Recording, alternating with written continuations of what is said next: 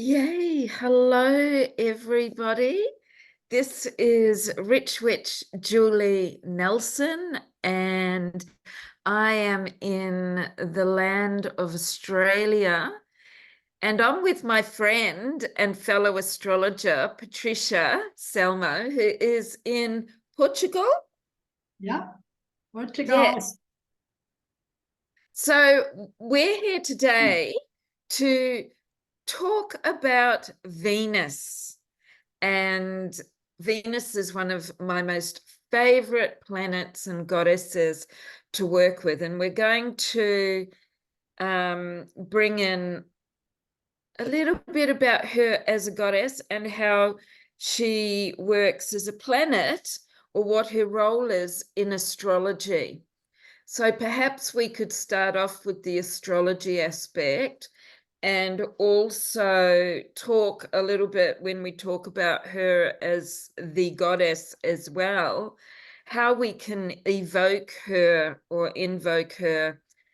I'd say evoke, because in case we haven't got experienced witches here, evoke is a little bit more gentle. However, before we go on, let's introduce ourselves, and I'll pass you over to Patricia, and she can give you a little bit of information about her, and I will add our contact links into the notes below this video, and then we can have some fun and play with Venus. So Yes, I can't wait. I've been looking forward to this. we do, we do. So tell us a little bit about you before, so everybody can get a feeling about you, you beautiful goddess. Sure. As Julie said, I live in Portugal. I've been here a year and a half. As you can probably tell from my accent, I'm not from Portugal. So, or I learned American English really well. Yeah. But no, I'm originally from Texas in the States. And yeah, I came here a year and a half ago with my daughter, my son-in-law, and my grandson. And I have been studying astrology. I never knew how to answer this. I opened my first astrology book when I was about 7. So I Wow. wouldn't necessarily call it studying, but it sparked the fascination at that time. I've been studying it for probably going close to 30 years now. And I've been practicing as a professional for, oh my gosh, it's probably close to 12, 15 now. I'd have to add it up. I'm not sure. So, Yeah. yeah, and I work currently, I've kind of, over the years, you kind of morph and decide the path you want to take. Astrology is so vast, right, Julie? I mean, like you Huge. open a door and you realize there's 20 doors behind it, and it's like, oh, where do I go? And so I have chosen the path of traditional astrology, so the medieval, the Renaissance. It makes sense to me. I have 4 planets in Virgo. I like things to be logical and have a reasoning and have a process, and it does that. And I find like there's just a beauty in the way it all kind of works. So I call myself a neo-traditional astrologer because I do bring in the outer planets, Pluto, Uranus, and Neptune, because how can you not? They are powerful forces. And I just don't use them for rulership. They never rule a sign in anything that I'm doing. But they do, wherever they are in the chart, or if they're on some point that, you can't ignore them. So, so they Yeah, I do don't kind of think you can for ignore them me. either. Yeah, and I always am like, I don't care if astronomers don't think Pluto is a planet. Astrologers still know the effect of it. So, doesn't Yeah, matter what you. absolutely. It's all about the energy. And for me, I'm a little bit more esoteric, and I do work with the outer planets. And I'm sort of finding myself getting more and more curious. It's like that rabbit hole, where does it end?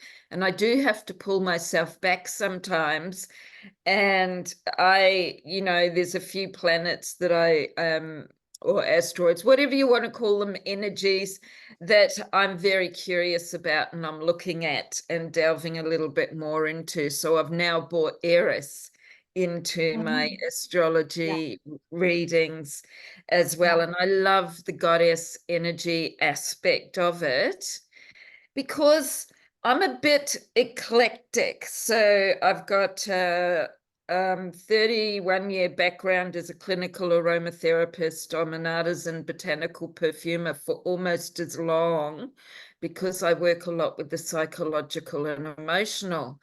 And of course, my witchcraft, which I fully stepped into it about when I started learning aromatherapy, so probably about 33 years ago, but I've always known it was always there. I used to get called a witch when I was a teenager, interestingly enough. And I used to chuckle to myself because I kind of quite liked it. And with Thank you. astrology, yes, it's like, thank you. I heard someone say the other day that if somebody calls you a witch, it's a great compliment because they think you're powerful. And I thought, I like I that. like that. I like Yes. that. Yeah, absolutely. Yeah. And with the astrology, about 27 years. So similar, I studied it 27 years ago, and I have always used it in my work. So for about the last 30 years, I've brought all of my, like my art, my witchcraft, my astrology, my perfumery and aromatherapy, and brought it all together. And it's taken me a long time to be able to blend it where it, well, for me as a business person, you know, because they always say focus on one thing, and it's like, I can't. Um, It's the hardest. How do you do that? It's not going to happen with me. And of course, I love to do everything that everybody else doesn't want to do. So, Yeah. you know, I'm a bit of a rebel. And for me, for as long as I can remember, I can't say I opened an astrology book, but definitely astronomy.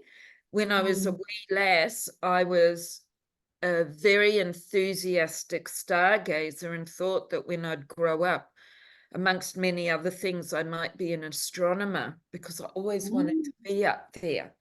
However, I wanted to be a lot of things as I was growing up, and so, as most of us are. Yes.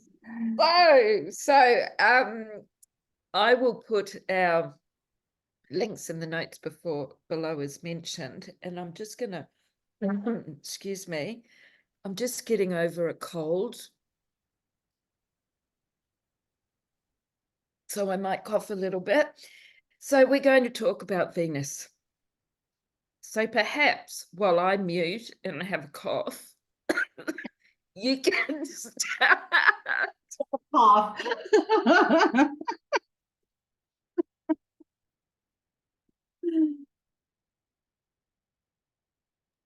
You Oh good? dear. Oh, I'm sorry. God. So, planet Venus. How about we give each other, like, we'll give our own take on it, and it's probably going to be quite similar. Yeah.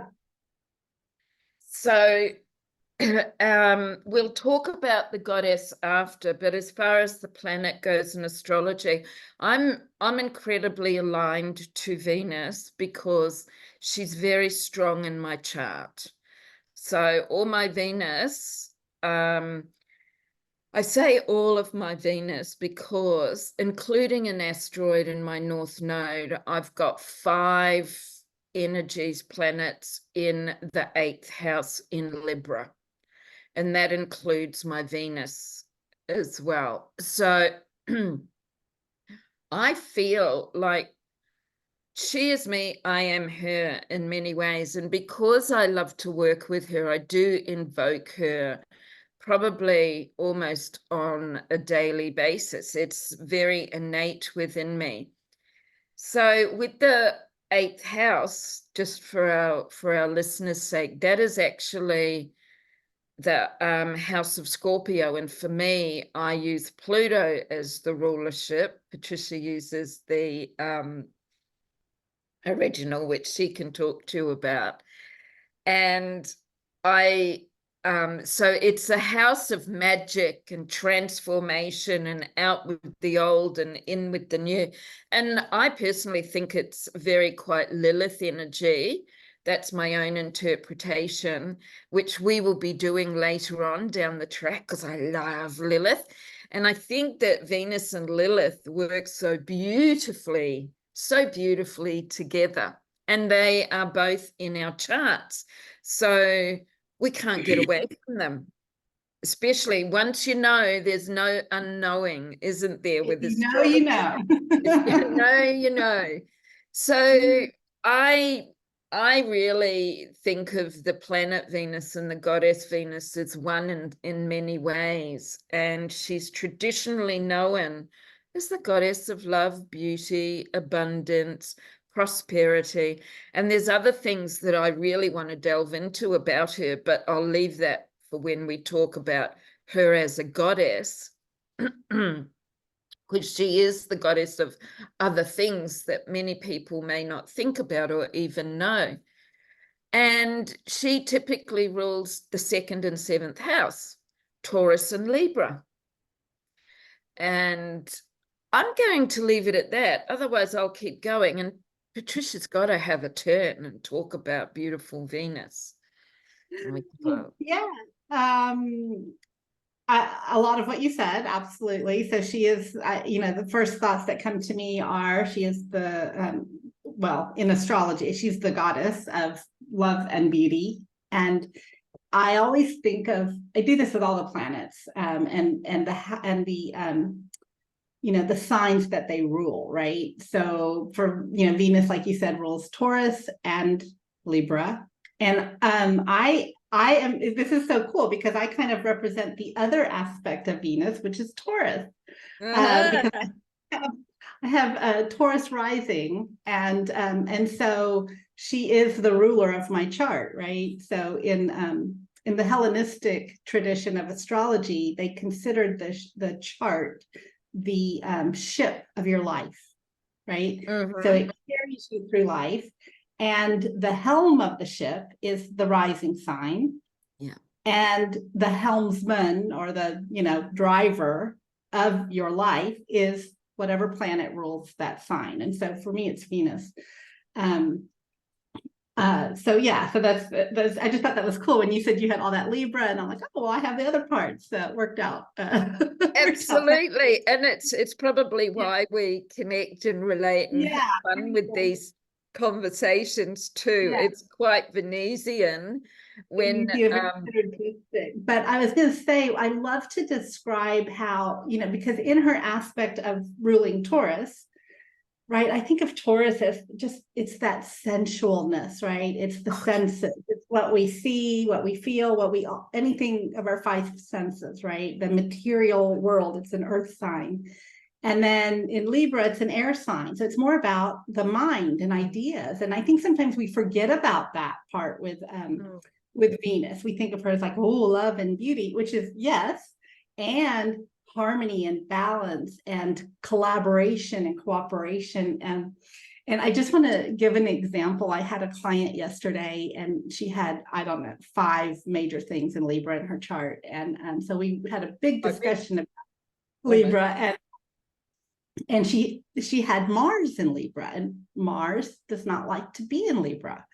And I gave her the example, like, think of Venus in Libra is like those women in the French, 1700s who used to have those salons, right? yes. And they would invite all these artists and intellectual people to come to their beautiful salon and have wonderful conversations, and ideas flourished, and there was this collaboration and cooperation. And somehow in her chart, Mars got invited to that party. And here he comes, his armor and his sword, and he's like a fish out of water, right? And so he might be trying to make conversation, but really what he wants to do is go out and, charge across a field or something like that. And he's having to watch out that his sword doesn't, bump into somebody or Yeah. So anyway, it just kind of gives a feel for the two ways we can look at Venus Yeah, astrologically. absolutely. And I have more to say on that, but just on Mars, I also feel like with the Venus, it's like, he can't get away with being a bossy beast, a bossy god with Venus, because she's very powerful within herself. And Mars is like, I love the saying for Aries, and Mars is like, do as I say, not as I do, and do it now. Whereas Venus is going, hang on a minute, with Libra especially, or even Taurus. No, Yeah. sorry, that's not how it's going to be. So yes, Mars would be very uncomfortable there. So, but lots of opportunities for learning when we look at our charts, when there's areas like that, we can look at, oh, how can we work with this, et cetera, et cetera. And I love that you brought up the point about Taurus and Libra. So Taurus in Venus, sorry, rules the second house natively, and that's the house of the home, stability, your own money, and as you said, the senses. So I always think of Taurus and Venus, when they're together in your chart, especially, as the hedonist. So the one that loves the beautiful, like they love food and they love beautiful surroundings, and touch is really important, and absolutely that sensuality and being so earthy, it's there. And for me, with all my Venus, and I say all because of Libra, because she rules Libra, all conjunct with each other, is it's the air. And I always say a beautiful mind. She loves that beautiful mind. But I have to say, I love all the things of Venus that are very earthy too. The food, the place, your home and clothes and all of that sort of thing, but definitely the mind, and very creative. And sometimes when it's really strong like mine is, I have to say, it can do my head in, because I've only got one earth in my chart. So I'm like all in all in my head. I'm either out there with the pixies, with Venus up there, or down with Scorpio in the deep dark ocean. So I have to be mindful of that. And I guess how I do it is I use that Venus energy and the earth element in my home. I've actually got a Venus altar set up at the moment, because I'm running a new program called Goddess Alchemy, where we're doing 16 goddesses, and Venus Wow. was the first one that we did. So part of and I'm, as an example, I do it with my ladies, and it's like they have to set up an altar. And we're going to do a whole lot of different magical things. We can't do them with every goddess, but it's kind of like an 8-month program. So we're going to explore different magical workings with the different goddesses. Yeah. So with Venus, if we look at her as the, the goddess, the woman, like what are ways that you would work with her, Patricia? Mm. Well, I would use, so I do, and in our other conversation, we talked about magic. So I would do, because I do a lot of planetary magic, as we had discussed. And so I would use her whenever I need something Venusian. So that could be relationship, that could be, something physical, right? Because of Taurus, it could be, it could be even like, so I always look at the planets are the action takers, right? Because they move. And Yes. so I think, what are the verbs that are associated with this planet? Well, what does Venus do? She unites, she brings, she attracts, right? She's the Yes. attraction principle, right? And so if I needed something like that, right? Like maybe I needed some money coming in, or I needed Yes. some kind of attraction of whatever. A I would use, beautiful home, your perfect car, yeah, yeah, money, yeah. wealth and And life. like maybe even, I don't know, if I needed trying to decide on a new hairstyle or something, right? I Yeah, could, absolutely. Beauty magic. Beauty yeah, magic is exactly, exactly. is Yeah, so I would perfect. find some sort of ritual around, whatever that is that I'm wanting, and I would invoke Venus for it in the various ways that we can do that, which we discussed in our other episode, which people should watch. Absolutely. And that's the podcast, which we Oh, haven't it's put out different. yet. Okay. It is the podcast. Yeah. Okay. And so just as an example then, because you said like beauty, like a hairstyle or something like that. Now, some of our listeners may not know, but that can be for another video that I do, because I do run mini sigil classes, is on your body. If you have a beautiful body oil, you could create a sigil and with your finger and your oil, write that on your body, which is a beautiful, self-honoring, very Mm. Venusian ritual, which would be beautiful. You could, even with your lipstick, it's infusing, like when we infuse an intention, a spell. Some people call it a prayer, affirmation, intention, a spell, like with our lipstick, it's like Mhm. perfume. All right, I put my perfume by my computer so I wouldn't forget to talk about this. So, as an example, perfume is my most favorite magic, because I'm a perfumer. So, and this one's actually called Tantric Goddess, of course, and I do have one called Secrets of Venus. So what I would do, using a spray, I would spray it over my head, allow it to fall down, breathe it in, and I might say something like, I am a fucking goddess. I love it. Yeah. And it And can then be as simple as that. Yeah. yeah, and breathe it in again. And it's powerful magic, because what happens is with our olfactory and perfume, as we breathe it in, it actually anchors into our limbic brain.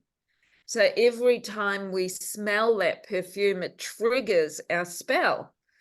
And so it comes to the forefront of the brain. So it's a beautiful, very simple ritual to do. And or if you use an anointing oil, then you smell it, speak your intention. I am magnetic.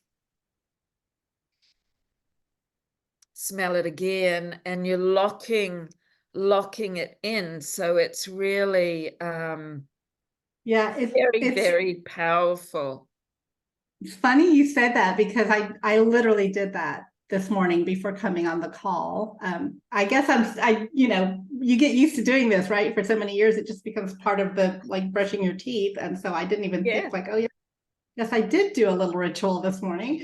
But I have yeah. some love oil. It's an anointing oil. And so I'm like, oh, I'm going to use my love oil. And I actually did a sigil of Venus on my throat chakra, because we were going to be Talking. communicating and talking. So here, yeah, there There you you go. go. It's beautiful. And that's a beautiful ritual too. So we can do very simple things and incorporate other magical tools like sigils with scent, putting up an altar. What else have I got? Writing out your spells. Like I have one that's actually written out and sitting there. I've got a bottle of rose essential oil or absolute sitting on my altar, because Venus rules rose. And Mm-hmm. so rose is the highest vibration flower that there is, because she represents love, truth, trust, receiving, also the queen archetype. And Venus is very much about that.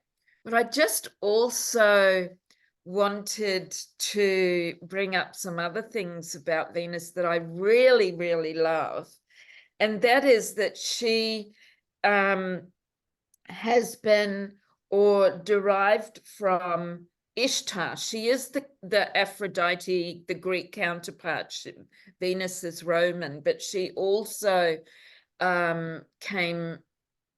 derived, I should say, from Ishtar, and Ishtar is the goddess of love and war.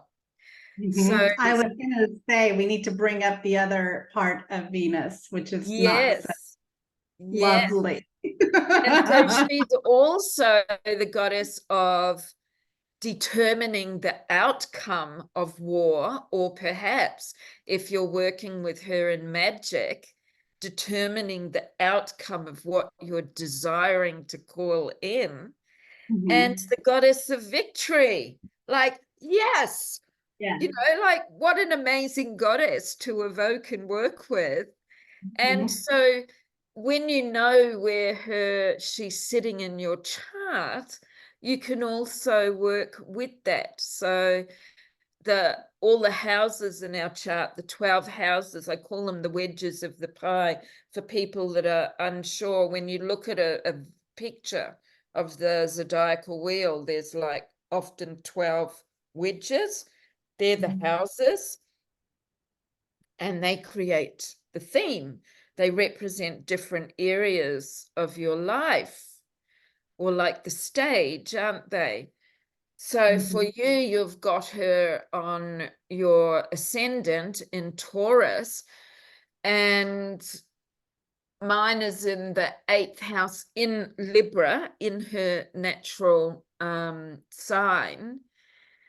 So I work with that a lot, bring her that energy with the Scorpio energy entangled in with Venus. And that's why I always just see Venus and Lilith working together, because for me, I feel Scorpio is very Lilith.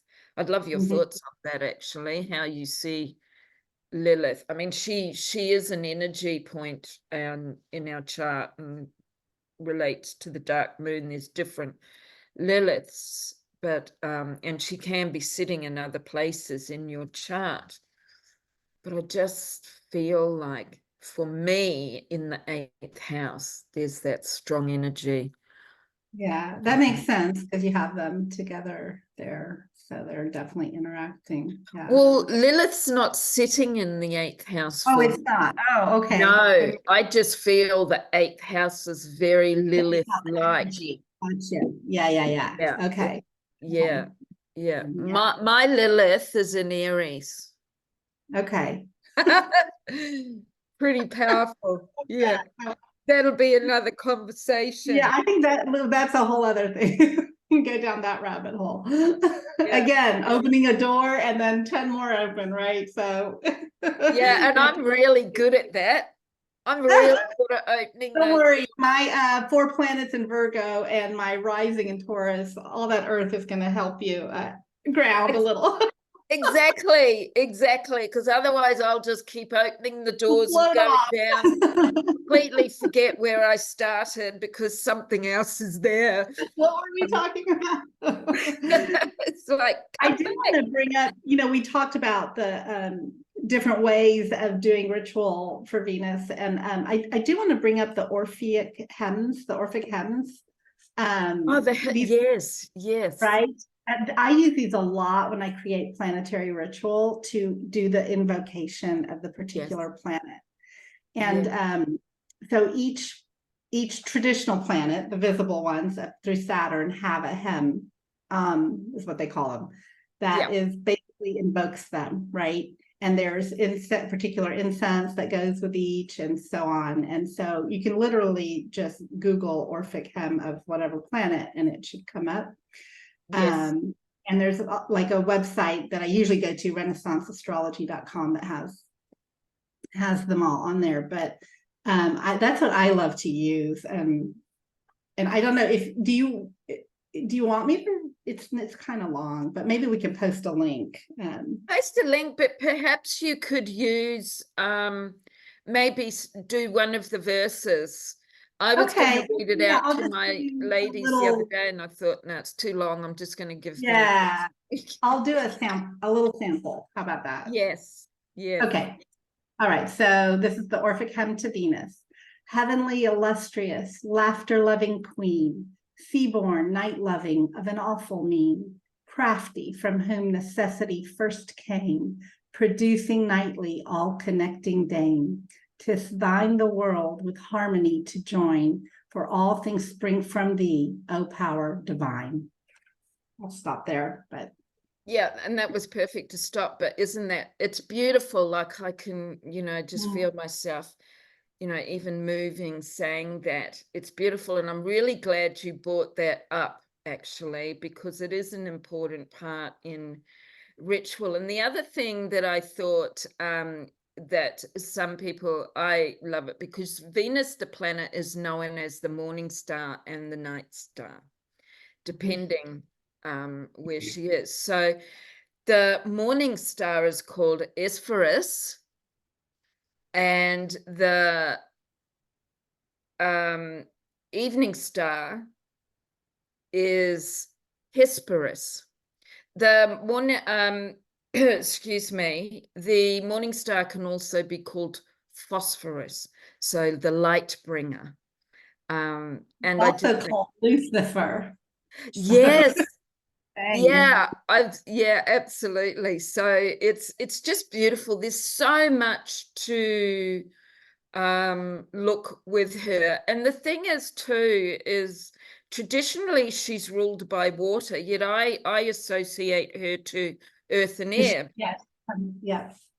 Yeah, because of the But neither of the signs that she rules are water signs. So exactly, they're earth and air, Taurus being earth and Libra being air. So I bring them all in because, me being Libra, might as well.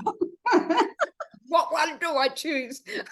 Unless I'm working with specific, like, say, for example, this is a great example of a spell as well. Like, I often do this when working with water. I'll either use my finger or I've got a beautiful glass swizzle that I use, and I'll speak my spell into, just sit around in.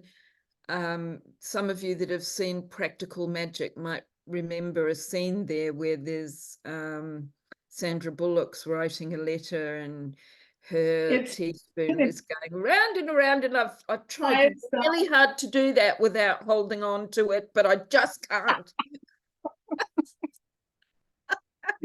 yeah. So I have Yeah. to use my finger, clean finger, or my glass swizzle, and then I I drink. do, I do think there is this element of I mean, we could go down this hole really deeply, so I'll try and stay above ground a little bit. But like we mentioned, the other side of Venus and the war aspect, and there's and I mentioned like the morning star is also known as Lucifer. There is this other like um uh connection to the idea of the underworld that Yes. she has as well, and I think that needs to be mentioned too. So Absolutely, yes. And also with Hindu religion, she was known as the prostitute. And when we look at archetypal energies, the prostitute is a person that gives themselves away. This is how Carolyn Myce talks about it. However, after falling in love with a movie that was based around, you've probably heard me talk about this. I'm going to say it again. I say it everywhere. Julie doesn't say it. I'm gonna say it. Veronica Franco. Yes. Yes, dangerous beauty. Absolutely. It is the epitome of Venusian Oh, everything.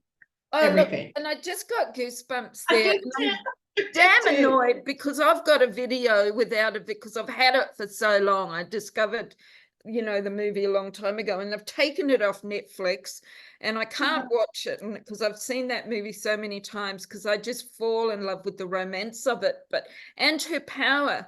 So Veronica Franco, for our listeners, she was a very sought after courtesan in the 15th, 16th century. And all of the very wealthy men sought after her, you know, high ranking men. And I mean, in the movie, even the church was having some playtime with her. And so she she also was a poet. And the thing about I'm sorry, courtesans, I much prefer the word courtesan to prostitute, because prostitute has been, you know, has an awful stigma attached to it. And so I love busting the myth of a prostitute is not necessarily somebody that gives away their power, because she was a very powerful fucking woman.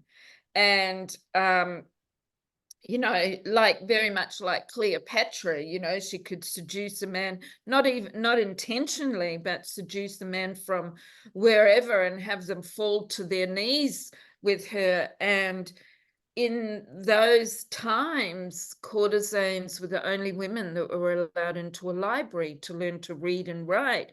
And she could, you know, as I said, she was a poet, and they dance and entertain. And so for me, there is no, it's intentional and very lush back then. Yes, we have a different type, but we also have, it's a horrible term, I think, high class hookers in the modern world, but why not call them courtesans? I mean, it's a beautiful word. And again, I created a perfume around it because I just loved that movie and that Venusian essence in it, with the costumes and the jewelry and the poetry. Think about it. The thing that that movie also brings out, she turned the tide of the war, right? Yes. Yes. It her power and her ability that what enabled them to get what they needed. They needed the French Navy to help them fight the Turks in the Mediterranean, and it was Yes. because of her. And so and those courtesans, men, I mean, they were the advisors. Like, they were the ones that had knowledge and intellect, and they had the ear of the men making the decisions. Absolutely. So yeah, so it's not just like being used, or like, you know, how people want to maybe take Yes. the power, and they were, you know, yeah. Very powerful women. And you're right. And I'm glad you brought that point up, which indeed brings in that goddess of victory, goddess of That's why I determination. brought it up. It just that plays into it. Yep. Absolutely. And she is a powerful goddess, considered a light goddess. I mean, I've used the words light and dark for people to associate with, but I don't really use it like that for myself. They're all powerful and all have their own energy. And also with Veronica Franco, she was accused of being a witch. And even in the history of her, they say they don't know how, but she got off. And in the movie, like that scene, it was just best scene ever. Yes, in any so movie. powerful, so powerful. And you know, her lover just, you know, when they came out, you know, in the courtroom where the men stood, and it's like, I stand. And the doge was, what are you talking? Why are you standing? All the men in the courthouse started standing up, and it was like, how powerful is that, this woman with this power? So God, as I'm talking about this, I'm really getting goosebumps all over me. So I love her energy. So we invite you to have a dance with Venus, and at least have a look at where she is in your astrology chart. And both Patricia and I do readings. We do them slightly different. As I said, again, the connection links will be in the notes below. Is there anything that you would like to add before we I just want complete. to add one thing, and that is the pattern that that Venus makes in the sky. Pentagram, yes. The five She petal It's a flower. five-pointed star, and it's an 8-year cycle. Yeah. And it's just fascinating, like if you're really interested to delve into the astrology of Venus, because you're either born like with under the morning star, or she was an evening star, and what that means, and then looking at your life in 8-year cycles to kind of see where maybe Yes. how Venus was affecting you. Like, so I just want to throw that out there. I'm glad you did. I was thinking about it before. And yes, so she takes 8 years to complete that cycle. And it's called the five petals or a pentagram because it does do that. And you can actually have a look on YouTube here and get a video of how she moves over that time, and it's quite mesmerizing. I actually It love looks like watching the it. spirographs that we used to have as children, right? Where you Oh, put yes. And I love them. And I wished we could get a Venus spirograph because I would love to do that for, that would be a nice meditation, right? Like a wouldn't finger. it? Yeah. Might look into that and see if anybody can create that for me. Because I'm not technology. It's not my best thing. So thank you. I think that was a bit of fun. Well, I know it was. It was for me. And I got all goosebumpy talking about the alchemy of Venus. She's such a beautiful goddess to work with. And start by knowing where she is in your birth chart, what role she is playing. And then also you can look at where she is transiting over the top of your cosmic blueprint, your astrology birth chart, which is And really whenever you have a Venus return, it's awesome time to have like a day of, spa day, or looking just sun after. day, or lay on the Yes. couch eating bonbons day, right? Yes, yes, yes. Do the things that you feel are Easy luscious the and day. Yeah. yeah. And the other thing is, Friday happens to, I don't know, I love the energy of Friday, and Friday is the day of Venus, even though we can go down into the planetary hours, which she won't. She rules Friday. And whenever I run courses, I always start them generally on a Friday. And I did that with Goddess Alchemy. And so think of Friday too. It's like for many people, the end of a working week. So it's time to kick off your shoes, perhaps have a goddess scented bath with some rose and Yeah. geranium, Nice dinner. Yeah. Yeah. nice dinner. And that's what I was going to And do maybe go on actually. a date, or Go on a date. And I'll just let you know too, oils that are essential oils that are associated to Venus. Rose is number one. Geranium, I always add in because geranium is a very Libran oil. Its key word is balance, for balancing the nervous system and the mind, every aspect of it. Carnation, a very expensive oil, but you could also pick carnations and have them in a vase.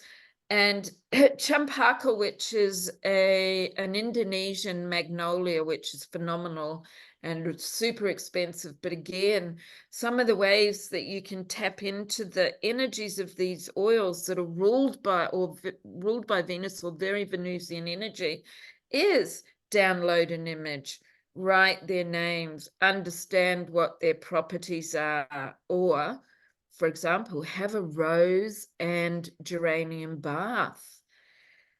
There's so many ways that you can be in ritual, candle magics. Oh my gosh, we could go on for ages. But you know what I just thought I would do? I've just pulled out my fragrant oracle. Let's pull a card and see what comes up that perhaps you can go away and play with.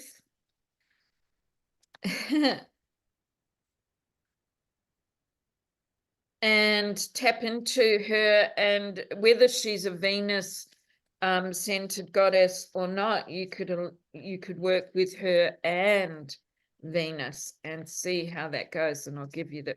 Okay, we've got one that just flew out. Flew out.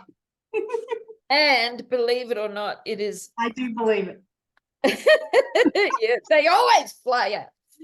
Is neroli, which is actually a fire oil, but neroli is very much like Rose and Venus associated to the heart. She is associated to the angelic realms, the higher realms. So when she works quite beautifully with Venus, being in that energy in the heart chakra, and she's all about balance. She is also associated to Leo. And of course, this is about shining your light out onto the world, which is very appropriate for Venus being the evening and morning star, or morning star as well. So perhaps in a bath, if you've got neroli or you have access to orange blossoms or even orange blossom water and rose water, put a dash of each into your bath and just soak it up. You might even want to throw in some rose petals or orange blossom flowers and have a really clear intention of what it might be. I am love. I am magnetic. I am, if you don't want to say a fucking goddess, you might say a divine goddess. You know, I am Venus. I evoke the qualities of Venus. I am beautiful. And really play with it and be open to honoring yourself with that. Okay, like I said, we can go on and on and on, but I think we'll close off at that. And yay!